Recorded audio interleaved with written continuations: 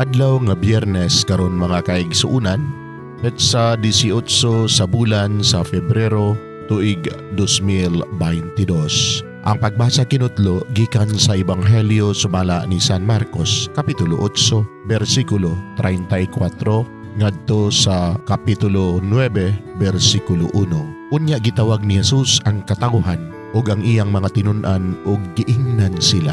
Bisan kinsa nga buot mahimo nga akong tinun-an, kinahanglan nga kalimtan niya ang iyang kaugalingon.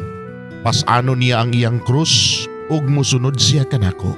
Kay ang buot muluwa sa iyang kaugalingong kinabuhi, mawad-an hinuon niini. Apan kadtong maghalad sa iyang kinabuhi alang kanako ug sa maayong balita, dili mawad-an niini.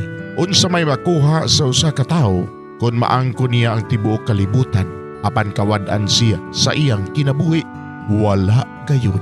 Walay bisan unsa nga ikabugti sa usa ka tawo aron mabawi niya ang iyang kinabuhi.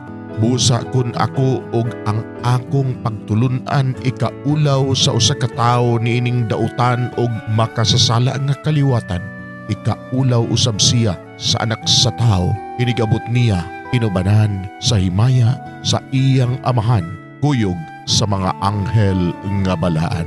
Unya miingon siya, timan kini pipila kaninyo dinhi, dili mamatay hangtod nga makita nila ang pag-abot sa gamhanang paghari sa Dios.